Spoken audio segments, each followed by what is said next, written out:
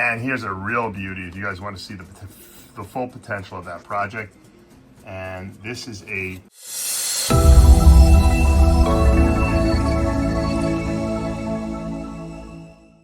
What's up, snake fans? Dave Palumbo here for Muscle Serpents Daily. Today we're going to be going into the snake room and checking out some cool stuff. We got to do a little update on the water monitors. You hear the peacocks yelling in the background here. The birds are chirping. It's very actually warm here in Cape Coral today. It's about 75 degrees. We're back in the heat wave. We had a little bit of a cold front, but now we're warm again.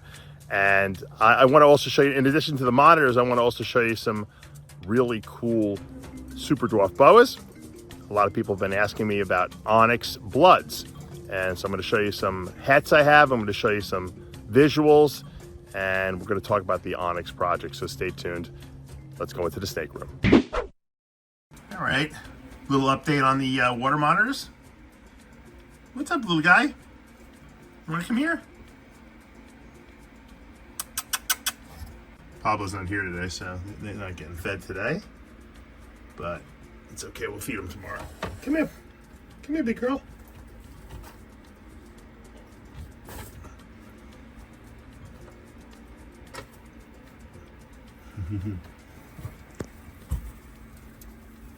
They're just chilling.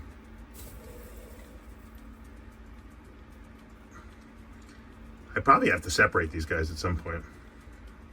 So far, they seem to like each other a lot, though, so I'm letting them kind of just chill with each other for a little bit.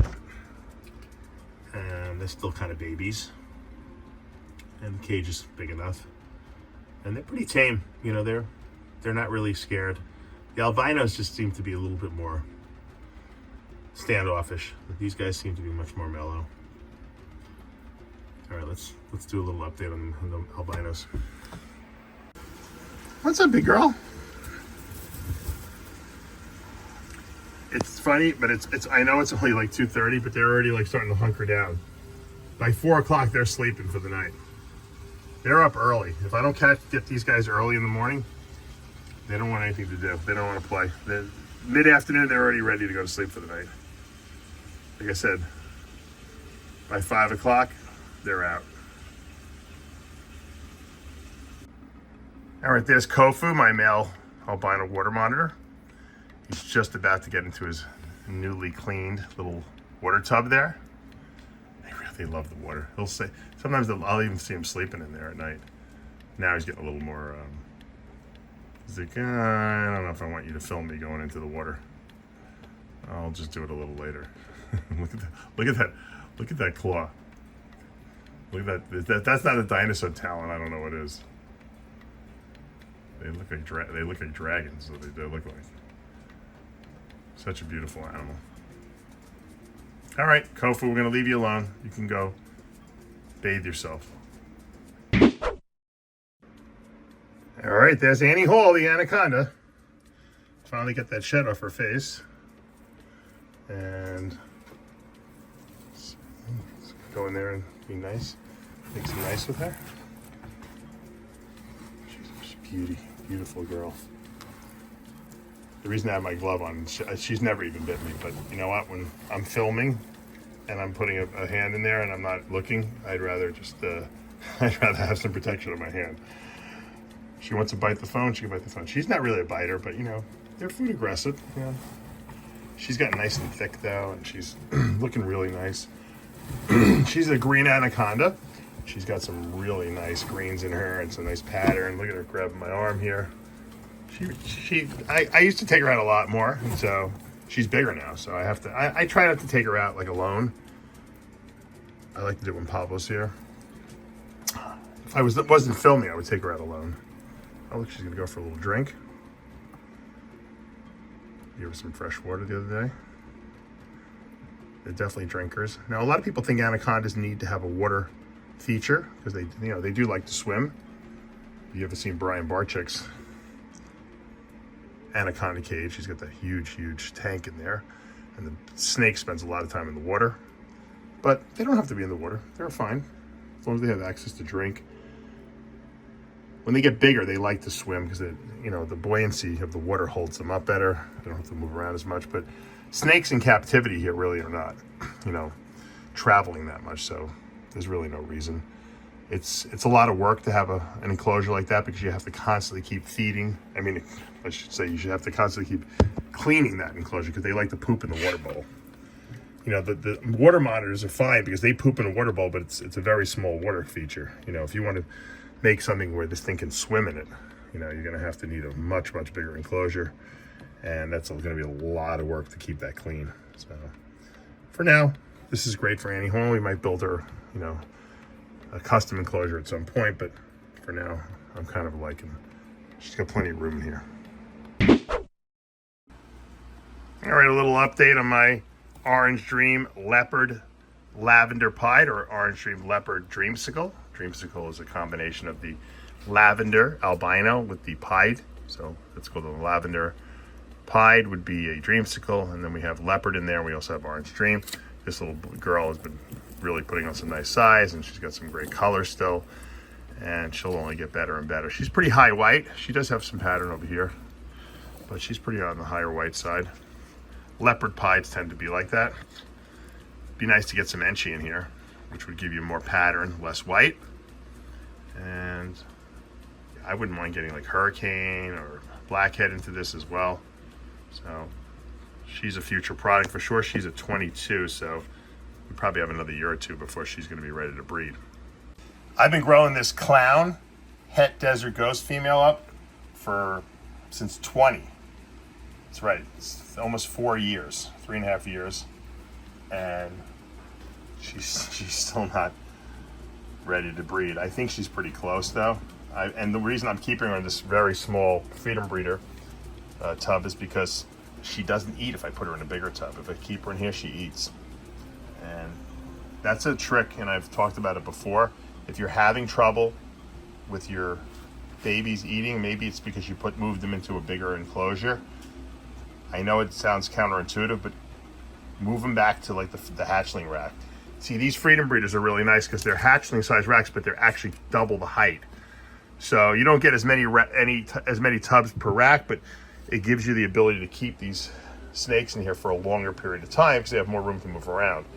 And once again, ball pythons don't really like to move around too much anyway. So if they're going to continue eating while they're in here, keep them in here. You know, just make sure you change your water bowls more frequently because when they're that big, they'll knock over the water bowls, and that's not good as well. So here it is, Clown Het Desert Coast. Hopefully, we're going to get to breed her sooner than later. Here's a little male that I was going to sell, and then we wound up. Pablo and I decided we're going to keep him because he's just looking so amazing. And he was a little on the skinny side. Now Pablo's been double feeding him, so he's putting on a lot more size. This is a GHI Coral Glow, which Coral Glow being pretty much the same as Banana. I think it's a little nicer, but it's the same gene essentially. And this has also got pastel in it, and we're debating whether it's got mandarin in it. So this is a little boy. The reason why I'm holding him back is because he's looking more mandarin-ish as he's gotten older. So we might just breed him to try to prove him out. He's also Het Clown, so you know, if he is mandarin, if I sold him as not mandarin and then proved out, it would be a disaster. So I decided I'm just going to hold him back. I'm not sure. Once again, sometimes it's hard to tell. He might just be GHI Banana Pastel Het Clown. We'll breed him to a regular clown and see what we get at some point. So once again, probably by next season they'll be ready to breed. All right, a couple people were asking me about if I had any hypo or Onyx Bloods. And these are Super Dwarf Boas. This is actually an Onyx that's Het blood. And this is a female, beautiful, from April of 2022. So it's going to be going on almost 2 years old. As you can see, they're teeny. They're dwarfs. They're super dwarfs, actually, these onyxes. And this one's really light. You know, almost a little spunky. It almost looks like a hypo, but it's not. This is Onyx Het blood. It's actually 66% het anery too as well. And we're going to take a look at another right now. Hold on. Here's another one. This one's darker. This is also Onyx het blood, 100%. 66% het anery too. This is a female as well. Almost 2 years old. This is sister to the one I just showed you. And here is another female. This one's a hypo onyx that's het blood. This one has a lot more reds and oranges in it because it's obviously got the hypo gene, a copy of it in there. It's got some nice striping too because the hypo gene changes, you know, pattern a little bit. And these are going to go up for sale, I'm pretty sure. And if you want to make onyx bloods, they're just gorgeous. Or hypo onyx bloods, they're tremendous. I'll show you one in a minute. And then I have a male too. So anyone wants to get a pair, I can put a pair together. There's my male. He's also a hypo onyx het blood, 100%. And he's also got that nice, really nice striping on his body. You can see these guys are small, almost 2 years old. Think about that. But these are super dwarf boas. They're never going to be big, and they're going to breed small too, which is kind of cool. So if anyone is looking to get into the project, the onyx or hypo onyx blood project, here's a good way in. Once again, you got a nice, well-started pair of super dwarfs you can get from me, and produce your own. You can produce super onyx, hypo bloods, which will be insane. And here's our hypo blood onyx. So this is one copy of onyx. You can see that blood gene. Look at that red blood in there. And it's also got the hypo gene in there as well, I'm pretty sure. And I produced this little boy back in 21. And you can see how small he is. And he's 3 years old. He's going to be 3 years old this April. He might actually breed this probably next year. He might even be able to breed this year. I didn't even think about putting him in the rotation. But he probably can do it. It's going to be 3 years old. Yes, usually 3 is adequate for the males, even though they're small. I got to think about who I want to put him to. I do have some blood females that I was thinking about trying to decide who I want to put with. Maybe I'll put him with one of my bloods, or hypo blood females. He is pretty beautiful. And at least we can make some more hypo onyx bloods, you know. Ultimately, I'd like to put him with some onyx stuff to make some supers, but probably just putting him with something blood would be just as good. And here's a real beauty if you guys want to see the full potential of that project. And this is a super onyx hypo blood. So, and it's also 66% het Honduran T positive. And you look at that. That's a female. I actually think that she might be going because someone is supposed to be buying her.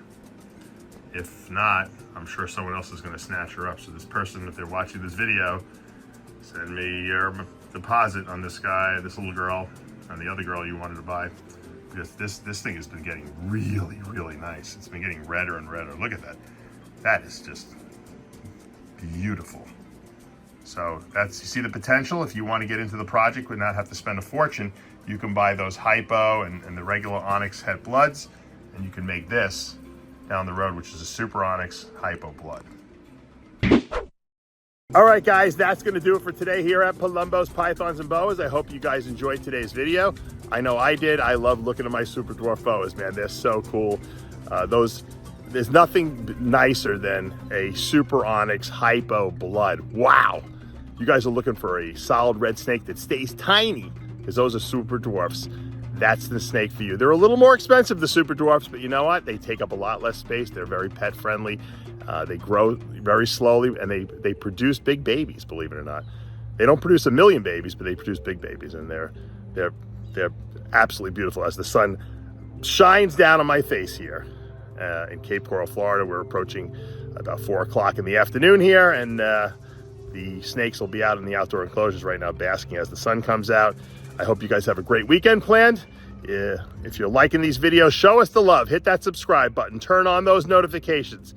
Hit that like button. You know what I'm going to say. We'll see you back tomorrow morning.